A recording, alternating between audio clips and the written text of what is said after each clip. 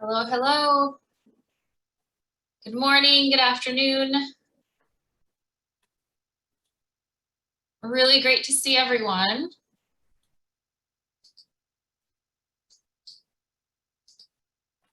Great. Hi, it's so exciting to have you all join us here today to share in some what we expect and hope to be some really powerful learning and reflection. My name is Lucerito Ortiz. I'm excited to kick off our conversations, and I'll start off by first introducing myself. And at Promise City 4, we like to do what we call radically human introductions. That is, we like to do introductions that push beyond just our titles and credentials and really pull out what truly feels important to us and the things that shape us. So for me, my pronouns are she, her, hers. I am based in Los Angeles, California, where I was born and raised.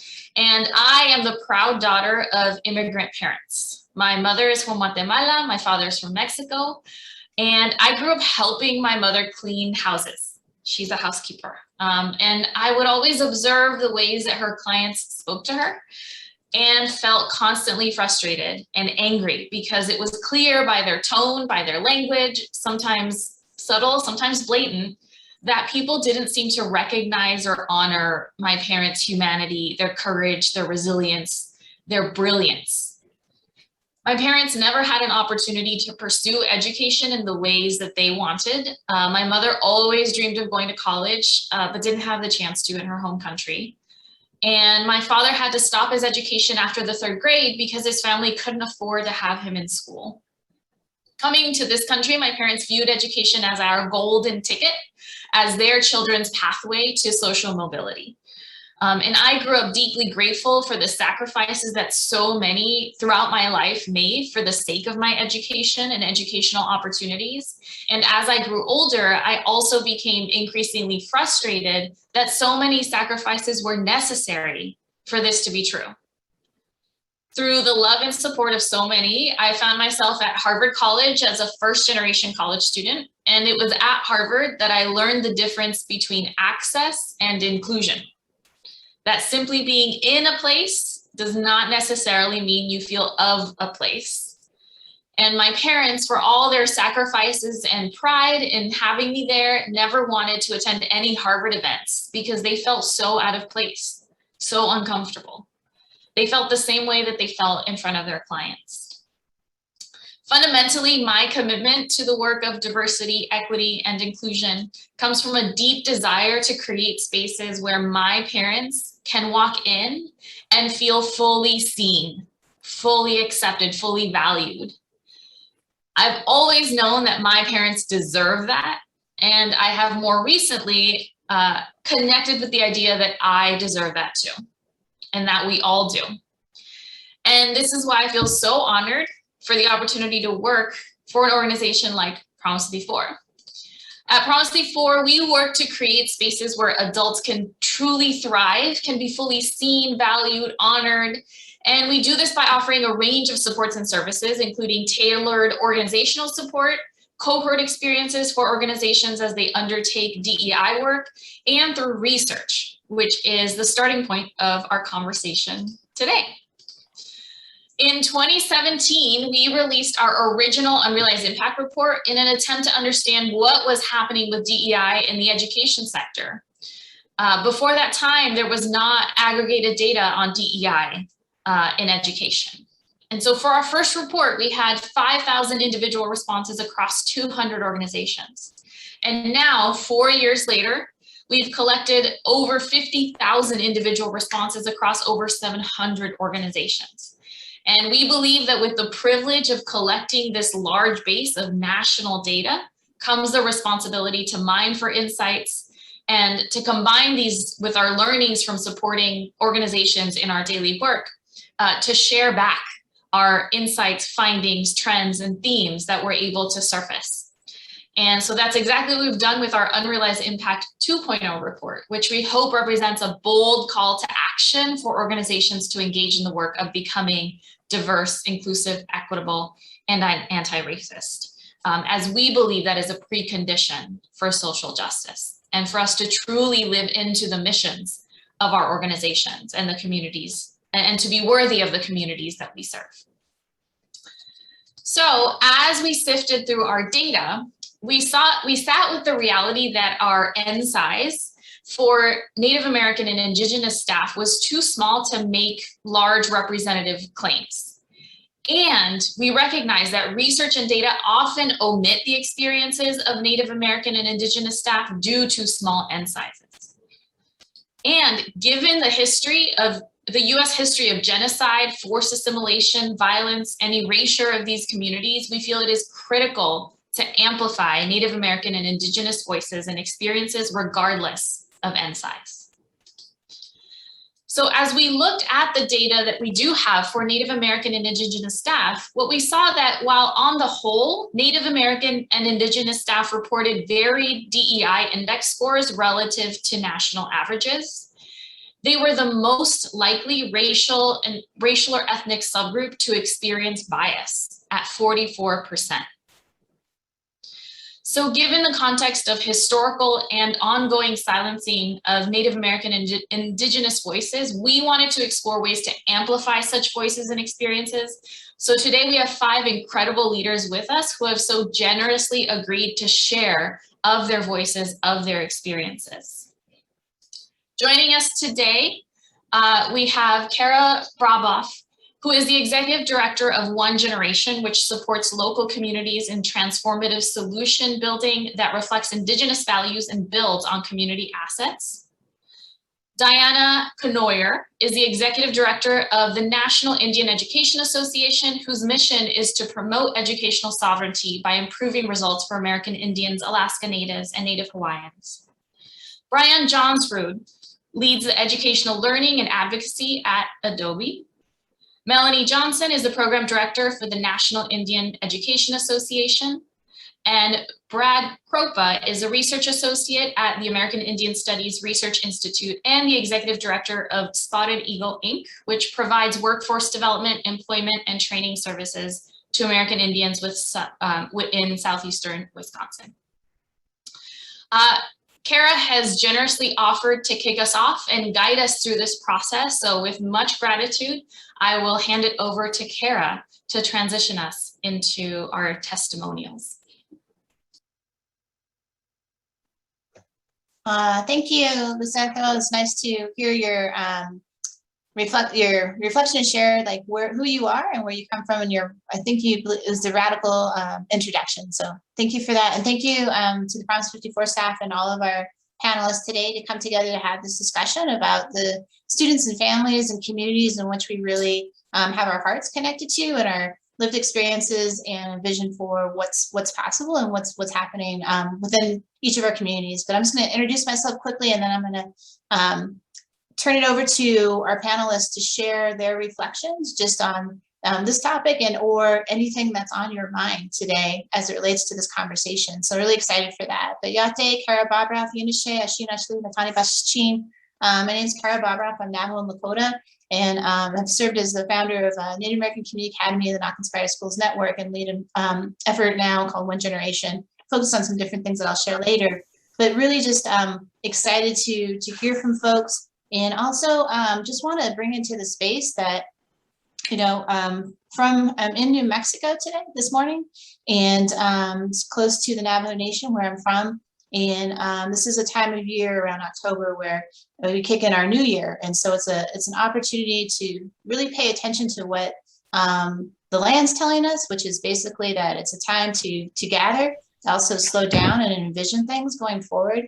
And I always try to adjust like how I'm thinking of the context in which we're in, and not necessarily going by what's already been constituted as far as like what a calendar or a different time may be. So I just wanted to bring that into the space this morning as well. But I'm going to kick it over to Brad to just share a little bit from his perspective on this topic and anything that's related to that, to go ahead and get started. So Brad, if you can kick us off, that'd be great. Jitu Heisha Atish. Brad Kropa, Dati Sahnish, Wait Goshtert. Thank you everybody for the invitation to participate in this wonderful webinar. And today my discussion is going to focus on how our modern day experience as Indigenous people and the issues that plague our communities have been made invisible by society and systemic oppression. While mainstream society has always had minimal knowledge on the complexity of Indigenous histories, there seems to be even less awareness of Indigenous people today. I feel too often Indigenous people are portrayed as historical figures and altogether overlooked as contemporary actors and in society, what I've been calling, using the term modern day ghosts. The term modern day ghost is a reference to all Indigenous people living today while our voices remain mostly silenced in majority of society and we're looked at as historical figures. The reality of the term modern day ghost is supported by sports images and mascots. If you watch the Atlanta Braves just previously win the World Series, you were a witness to this. You can turn on the TV any Sunday and watch the Kansas City Chiefs, and you'll witness the tomahawk chop, a Hollywood Indian chant, and non-natives pounding on the drum.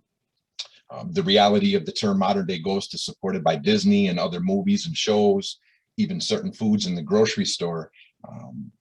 As I've been talking about this, I always bring up the example of Land O'Lakes. I'm aware that that's been changed in the last year or so, but I also know that there's other brands of foods in the grocery aisles, right? And for Land O'Lakes, most of us are familiar with the Indian princess on the milk and the butter, and those are educational, right? It might seem like a small deal, but grocery stores and movies and sports mascots they're educating future generations of non-natives. So we think about, even as I'm getting older, right? You think about how you were in the educational system as an elementary student, middle school student, and high school. What do you really learn about Indigenous people?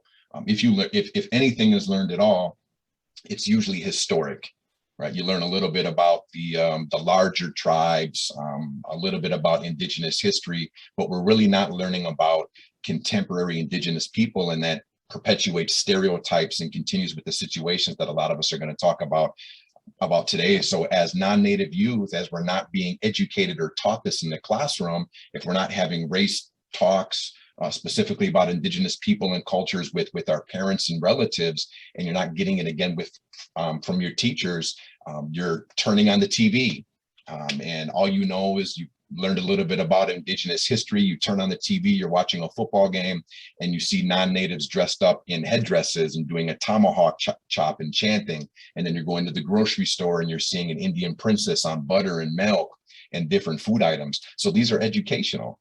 So it's a really important topic and something to address.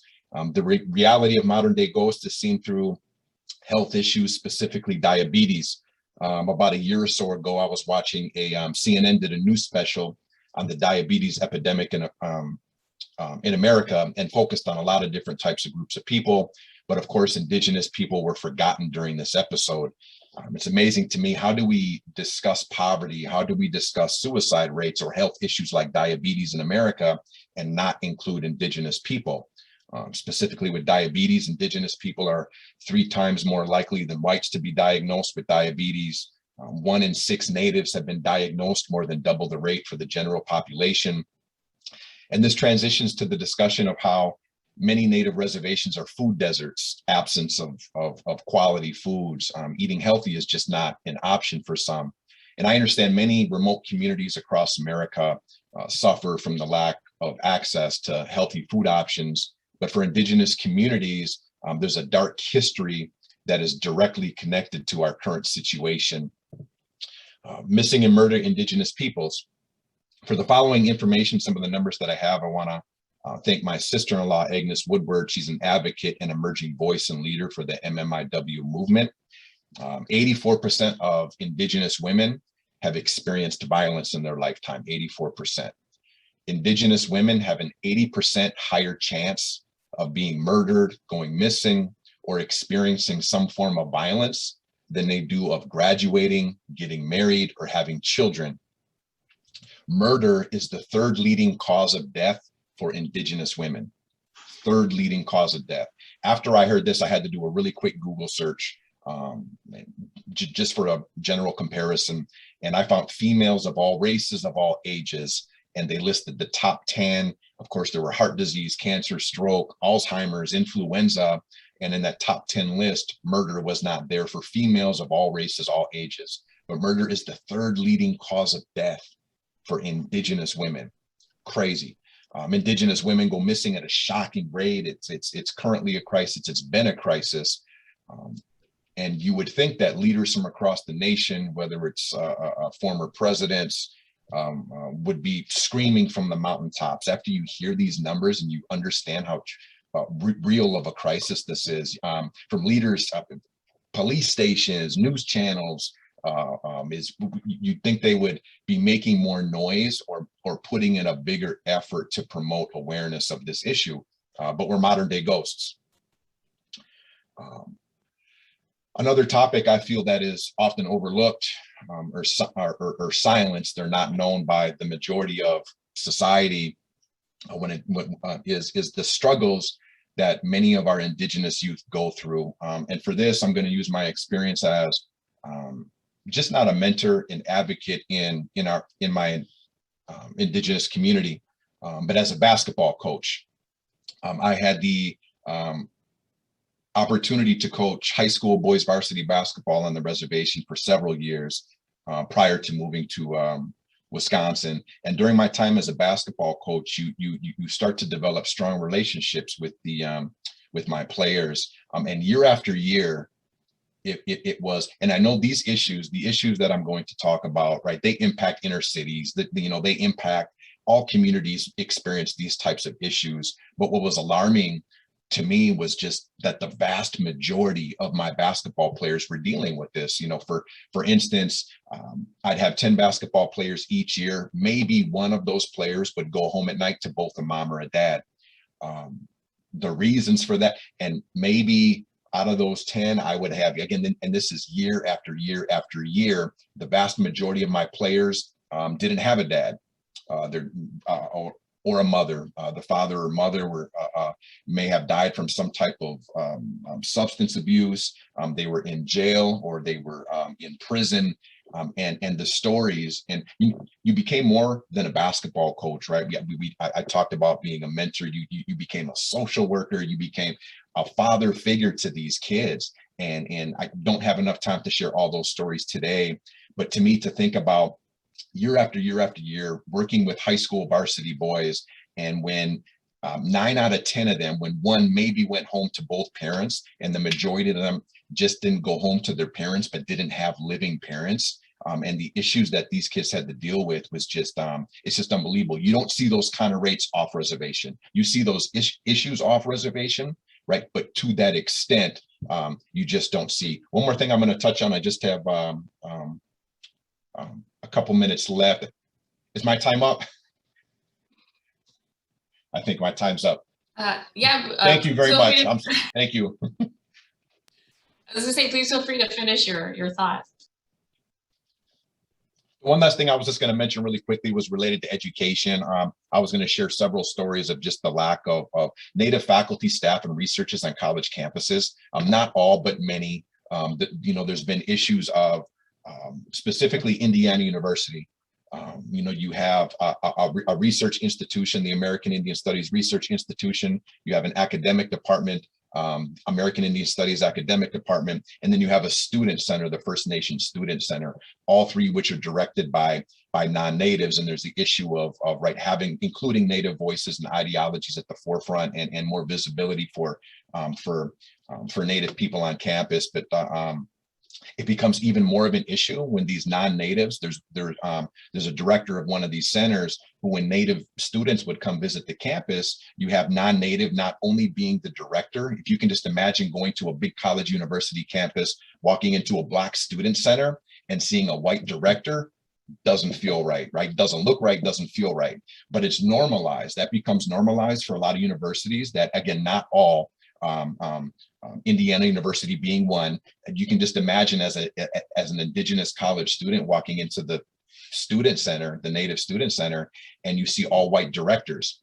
And to compound that, right, to make it damaging, when white directors begin to pray and sing different Indigenous songs and smudge off Native students, right? There's many problems that we won't go into today, but I feel, going back to the term modern day ghost, it's at a lot of college campuses across the country that just becomes normalized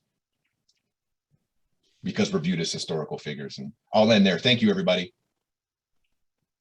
Thank you, Brad, for kicking us off in such a thoughtful way, and also for the concept of a modern day ghost. It's something that I think illuminates like the question that you centered on as far as what are the costs, and the data that you shared really set set in motion for us to have a conversation about all of the different things that if we don't see them, like how are we able to really have a common understanding, and how does that connect to our value set in order to be able to address those things. So thank you for sharing all that you did. And I'm going to kick it over now to Diana Connier to share a little bit from her perspective as well.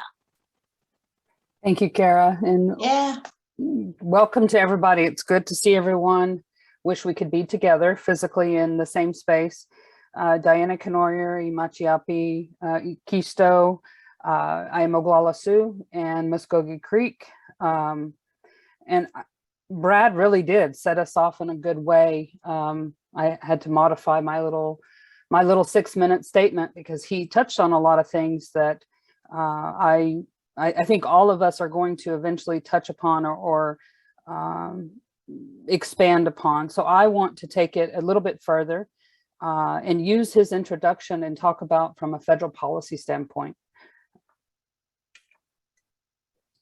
At the very beginning, we were started off with a radical human way of introducing yourself. And I like to introduce myself by saying I'm a product of federal Indian policy. We as Native people are all affected somehow, some way by federal Indian policy. I am Oglala Sioux, I am Muskogee Creek. Oglala Sioux is a northern tribe. The Muskogee Creek community is a southeastern originally or southern tribe. Those two communities historically would never see each other if it wasn't for federal policy. I was born and raised in Dallas, Texas. There's no Indians, Oglalas, or Muskogee Creeks in Dallas, Texas.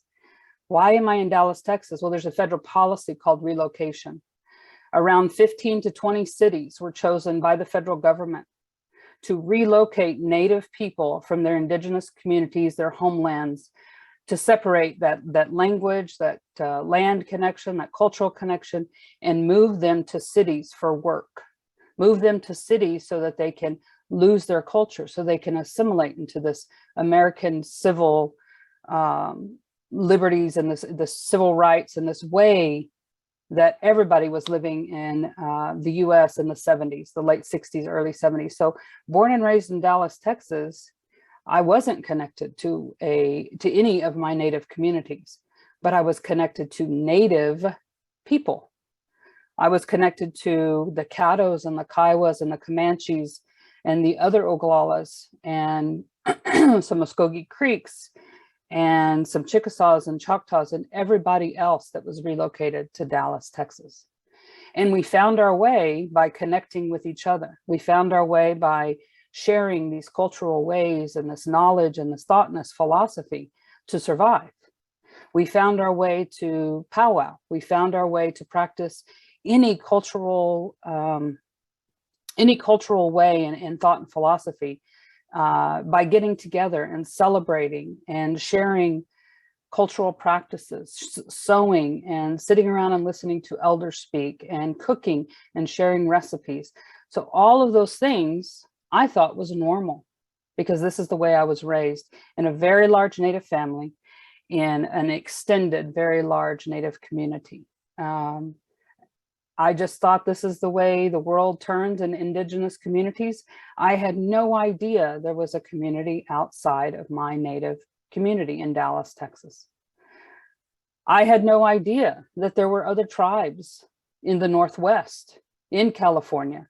I had no idea that there were tribes in the Northeast until I moved to DC in 2014.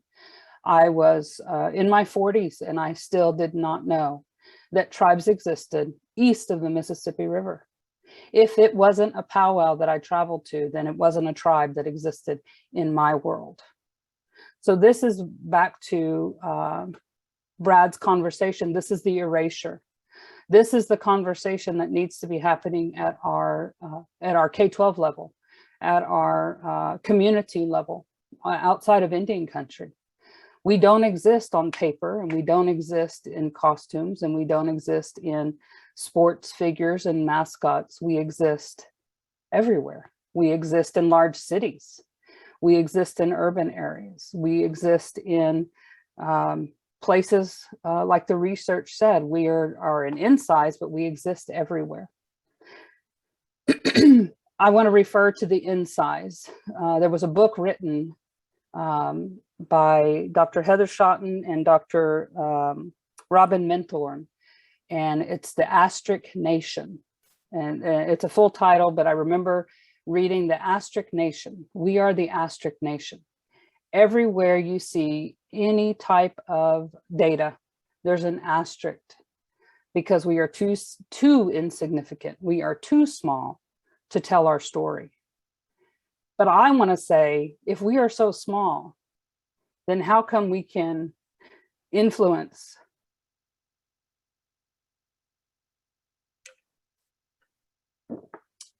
We can influence a presidential election. If we are so small, how can we influence pipelines from stopping? If we are so small, then how can we influence climate change? We are not insignificant. And I do apologize. In this position, I am often told by funders, by people in DC, by Congress, especially representatives that don't have a Native population in their state. Your population is too small and is insignificant for me to advocate on behalf of. Funders don't want to invest in our issues because the return on investment is too small.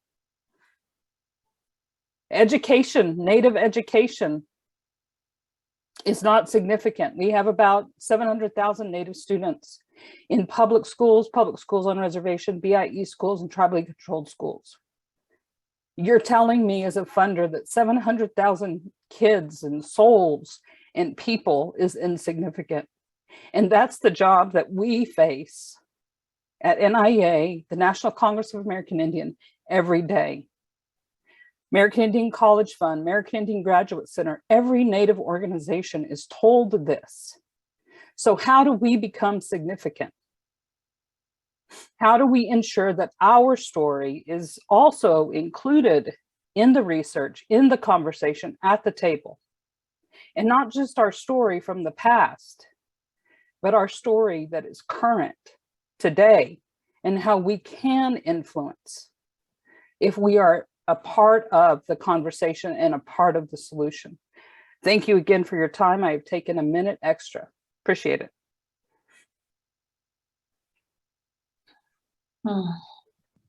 Thank you, Diana, for sharing in highlighting the impact that an amazing group of communities, youth, and Indigenous people and Native American people across this land base have contributed to, I guess, held for such a long time and continue to do. And thank you for sharing in a very powerful and strength-based way. Just appreciate all of that. Just want to take a minute for that, for us to think about what you shared. I'm going to go on to Melanie and Johnson. Melanie, go ahead. Oh, Nadeshi, Minwagishiki, Kiskichi. Hello, I am coming to you from the ancestral lands of the Plains tribes here in Norman, Oklahoma. I think it's important to acknowledge our ancestral homelands where we reside and where we actually have stripped that away from since time immemorial of everywhere that everyone's at, to give that land acknowledgement. I just want to thank my other panelists for opening it up, for me to talk about a subject that's near and dear to me. And one of the things that I've learned through my career in working in prevention is the N size, the low N. I wanted to share a story about, what are some of the parts of the community that have been made invisible by society, and what have been those costs. Well, one of the eye-opening examples that I want to give is a meeting with state people that I had in an attempt to request a needs report for American Indian students in grades 6th through 12th grade. Now, the state had been producing these reports for public and charter schools. However, once tribes began getting money through the SAMHSA, Substance Abuse and Mental Health Administration, they were also tasked with gathering data for their population, because we all know that when you get these grants, data is a requirement. So my team was told by the state that the ends were too low, as we've all have accustomed that when you work in research or in a data field, that's always the case. And what I do remember them saying again was that it would not show any statistical significance. At the time, I was just learning these terms and didn't realize what the state was really doing in that technical act was silencing our voices. But at the time, I was determined I was going to get those reports, because we needed those reports to bring funding into our communities. So I managed to get in front of someone who was on their way out of the state office. And in passing, I said, hey, could you get me, a meeting with these state people? Because they keep telling us through email that they're just not going to waste their time with getting these reports to us. So she never really knew or really realized the impact that she had on the future of Native students with simply just setting up a meeting. And that changed the projection of the tribes and how they were able to mobilize their communities since 2014. And those reports that had small ends became what saved a lot of our young people in terms of getting funding out to them. Now, tribes and tribal organizations had been using those reports since 2014, but just the other day, I learned that the state wants to do away with that report. In fact, they didn't even consult the tribal work groups. They just made the decision. And now, again, that act is suppressing our numbers. And suppressing data is keeping disparity a secret. So the state has American Indian data, and they're allowed to pick a priority population. However, they choose not to pick Native Americans, even though the data does show that 1 out of every 6 Native 6th grader has attempted suicide versus 1 out of every 20 non-Native 6th graders. That is significant. And why are they attempting suicide? Well, where there is no hope, there is no will to live. So what I would like to see elevated in my community is our young people. I want our data to show that they are the strength and power of our hearts. I want them to be revered as extraordinary, as indigenously brilliant. But mostly, I want them to be seen as human beings and not just a low end, but statistically significant. Thank you, Debbie. Thank you, Melanie, for sharing that experience, which is one, sadly, that we all experience way too often. And at the end of the day, it does not do justice to who we're serving, which are students and communities and families. So I want to say thank you for sharing that and continuing to advocate and being in those spaces to where we can work with difficult bureaucracies that are not designed or built to really support Indigenous people or Native communities and tribal communities. So with that, I'm going to share a little bit, and then I think that maybe we'll just open it up for Q&A as we start to head into the closing here. But as I shared earlier, I'm Navajo and Lakota. Navajo on my mom's side, from Rama community outside of Albuquerque, between Albuquerque Gallup. It's not contiguous to the Navajo Nation, but it is part of the Navajo Nation. I'm the Salt clan on my mother's side and born for Lakota, and my biological father is from the Pine Ridge area. I grew up in Albuquerque, an urban Native American experience. And so similar to Diana's telling of how families were relocated during the 50s and 60s. That was true for my family, and was actually adopted, and due to my mom and not being able to raise my sister and I. It's a very long story. I'm not going to tell you that story today. It's a great story, and it's one of those stories of, you know, just the reality of what has happened to Native children in our country, both in relation to ICWA, but also just how identity, language, and culture are so important, and had such an amazing, important impact on the work that I've had the opportunity to do in my lifetime thus far. I want to talk a little bit about two things. One, the BIPOC movement and what that means, and philanthropy, and for those of us that are trying to create new systems, and also those of us that are like leading organizations. And then the second, I just want to talk about too, language, the status of Indigenous languages in our land base in our country. So first, you know, as I think about the BIPOC movement, I haven't thought about this a ton, but this goes to kind of the core of Indigenous-led movements, Indigenous-led organizations, and Indigenous-led work in both existing systems and new systems. And when you think about, like, in the education reform space, we have so many different organizations that have been funded to do different types of work. Everything from teacher pipeline to school development, policy advocacy, school board and governance training. You know, you think about the amount of funding that goes to so many of these entities, where we may not see the same amount of like investment in Indigenous run organizations. And we also don't have a lot of those same types of organizations that are supported to the place that they can be robust enough to start to see the kind of changes we need to have in our community. So when I think about, you know, what that means is, I've been wrestling with, and I don't know if this is just more of a reflection at this point, is like, if you're a non-Native run in predominantly don't serve Native students organization, but you want to do work in and with Native communities, like, what's the best way to go about that?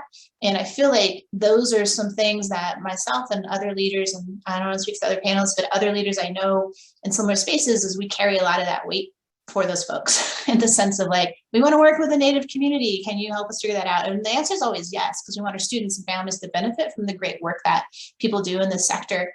At the same time, like, how do we start to shift to build those new systems that we know need to be in place? So we know we have, like, you know, a need for principals, we have a need for teachers, we have a need for localized work with local school districts, we have a need for, you know, ed tech, we have a need for computer science, all of those things that you see, but we want those to be Indigenous led and Indigenous created. So I just want to like put that out there. So part of this work around thinking about BIPOC work is, if you are in an organization and that's your sweet spot and you want to do work with Native communities, how do you then start to actually bring the capacity to a community or to a leader, or identify those folks who can lead that work and build out that ecosystem so it's really robust as well. So that's like one thing I think about when we think about underrepresentation in the sector. The second I want to talk about, just I recently had the opportunity to spend 20 months at the State Department of Education in New Mexico, sharing a lot around Indigenous education. By the time I got there, it was just like really clear to me that there was so many deep-seated like systems that were in place. It was really difficult to think about that whole shift to having an Indigenous perspective in a system that wasn't designed to have those values come to light.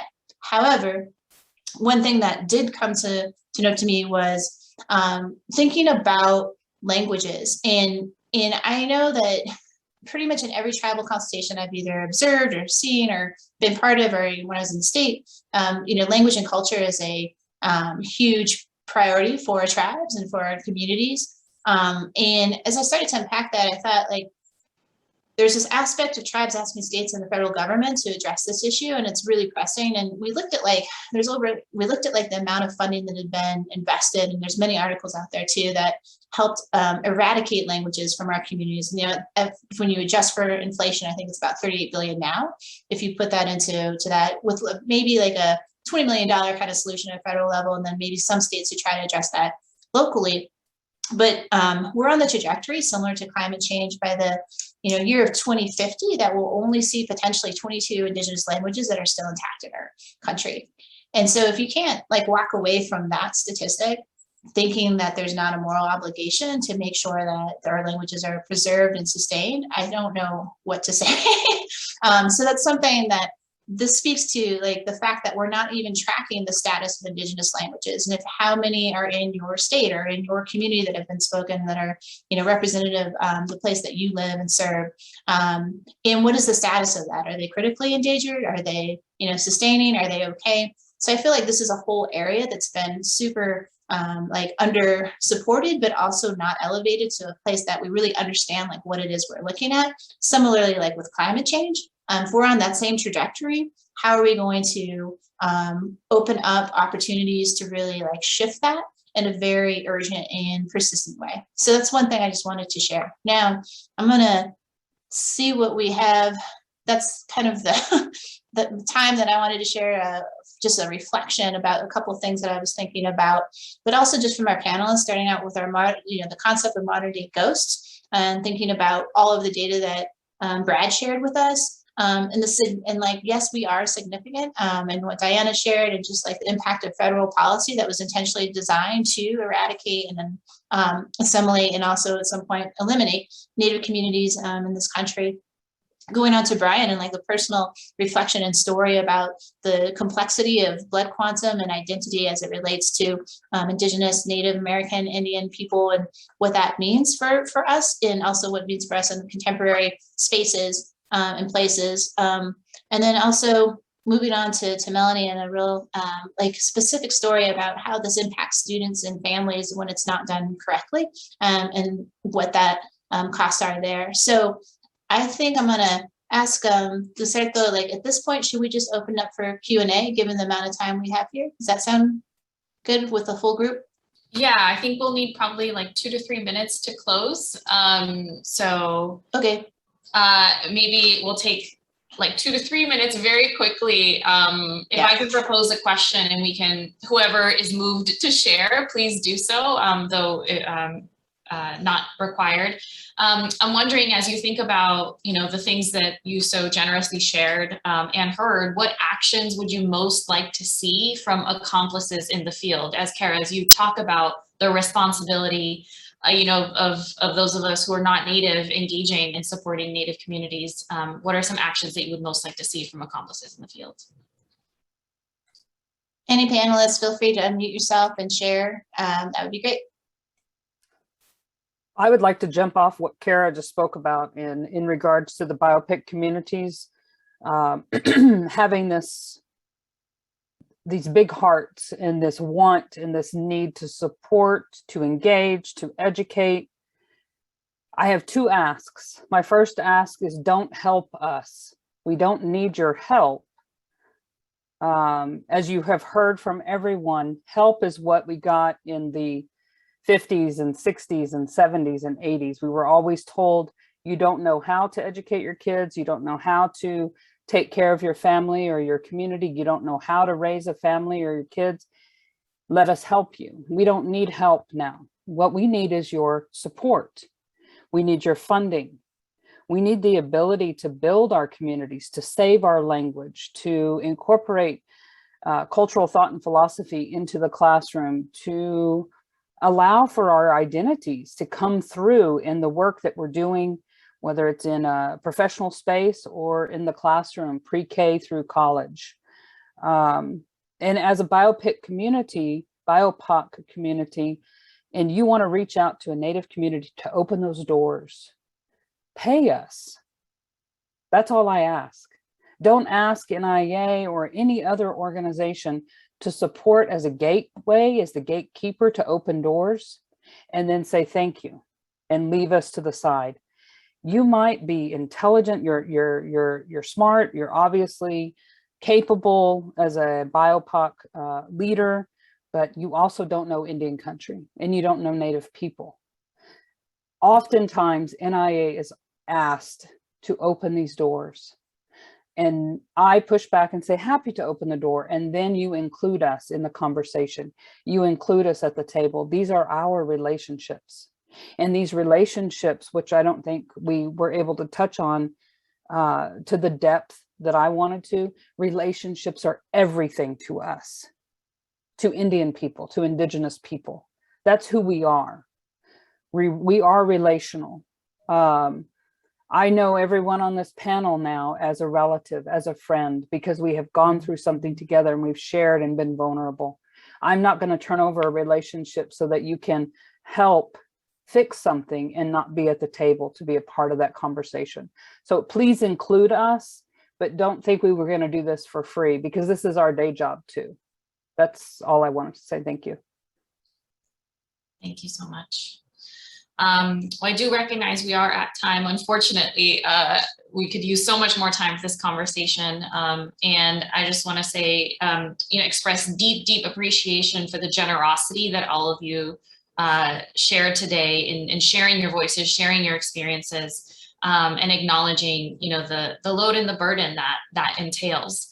And we are just so appreciative of the opportunity to benefit and to learn from those experiences. So thank you so much for sharing, for your time, for your generosity in that. And as we close, I do want to say this is an ongoing series of webinars and conversations that we will continue. We have one more tomorrow and 3 more next week. So please do register for these additional conversations to continue the learning. And as we close, we'd also love to hear your feedback and hear a little bit about your experience today, what you learned, what you're taking away. So please take a moment to share your feedback through this link dropped in the chat.